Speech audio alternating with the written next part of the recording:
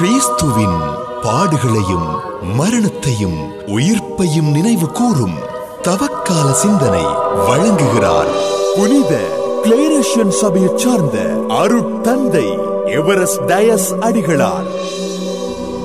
இறை இயேசுவில் அன்பார்ந்த சகோதரங்களே, சகோதரிகளே, இன்று தவக்காலம் 5ஆம் ஞாயிறு. ஆண்டவர் மாபெரும் செயல் புரிந்துள்ளார். அதனால் பெரு மகிழ்வு அடைகின்றோம். இப்பொழுதாவது உங்கள் முழு இதயத்தோடு என்னிடம் திரும்பி வாருங்கள், ஏனெனில் நான் அருள் நிறைந்தவர், இரக்கம் மிக்கவர் என்கிறார் நம் ஆண்டவர். அன்பார்ந்த சகோதரங்களே, சகோதரிகளே, இன்றைய நாளிலே இறைவனுடைய வார்த்தைகள் மிகவும் ஆறுதலான வார்த்தைகளாக இருக்கிறது. உள்ளம் நொறுங்கியவர்களுக்கும், பாவத்திலே வீழ்ந்து கிடக்கின்றவர்களுக்கும், பாவத்தில் வீழ்ந்து எழ முடியாமல் தவிக்கின்றவர்களுக்கும், ஐயோ நான் பாவி ஆகிவிட்டேனே, என்னை மன்னிக்க மாட்டீர்களா? இறைவா, என்னை நீர் மன்னியும், என்னை மன்னித்து ஏற்றுக்கொள்ளும் என்று சொல்லி நினைக்கின்றவர்களுக்கும், மன்றாடுகின்றவர்களுக்கும் இறைவனுடைய வார்த்தை ஒரு நல்ல மருந்தாக வருகின்றது.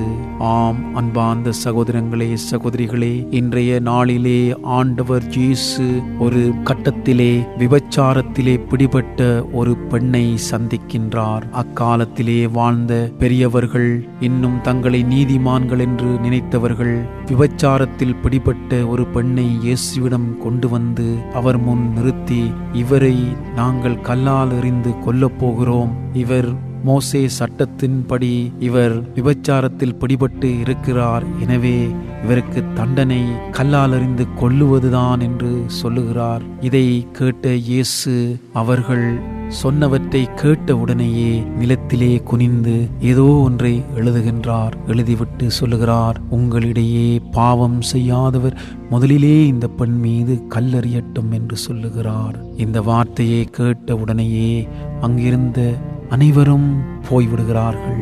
இதிலிருந்து என்ன தெரிகிறது என்று சொன்னால், அங்கே அவரை கல்லால் எறிந்து கொள்ள வேண்டும் என்று சொல்லி தீர்ப்புக்குள்ளாக்கி கொண்டு வந்தவர்கள் அனைவருமே பாவிகளாகத்தான் இருந்திருக்கிறார்கள். அவர்கள் யாருமே தகுதியானவர்கள் அல்ல. இதுதான் யதார்த்தமாக இருக்கின்றது. எனவே உன்னுடைய உள்ளத்திலே குறை ஒன்றை வைத்துக்கொண்டு நீ அடுத்தவரை எப்படி நீ தீர்ப்புக்கு உள்ளாக்க முடியும் என்ற ஒரு செய்தியை இங்கே சொல்லி நிற்கிறார். இங்கே அந்த பெண்ணை பார்த்து ஆண்டவர் இயேசு சொல்லுகிறார், நானும் உன்னை தீர்ப்பிடவில்லை, ஆனால் நீ இனி பாவம் செய்யாதே என்று சொல்லி அவரை மீண்டும் வாழ்வுக்கு அனுப்பி வைக்கிறார். இதிலிருந்து நம் ஆண்டவர் நமக்கு சொல்லுகின்ற பாடம்தான் என்ன? அவர் நம்மை ஒருபோதும் கடிந்து கொள்ளவில்லை, ஒருபோதும் அவர் நம்மை தீர்ப்பிடவில்லை. மாறாக நம்முடைய செயலை மட்டுமே அவர் உள்ளாக்குகிறார். நம்முடைய செயலை மட்டுமே அவர் கடிந்து கொள்ளுகின்றார். அதனால்தான் இனிமேல் நீ பாவம் செய்யாதே அவருக்கு சொல்லி அனுப்புகிறார். நாமும் இதே வார்த்தைகளை நம் உள்ளத்திலே இருத்தியவர்களாக நம் ஆண்டவர் நமக்கு மன்னிப்பு கொடுக்கிறார், நம் ஆண்டவர் நமக்கு மீண்டும் வாழ்வை தருகிறார் என்ற எண்ணத்தோடு திரும்பி ஆண்டவரிடம் வருவோம். பாவம் செய்யாமல் நாம் வாழ இறைவனுடைய வரம் நமக்கு எப்போதும் வேண்டும் என்றவர்களாக மன்றாடுவோம்.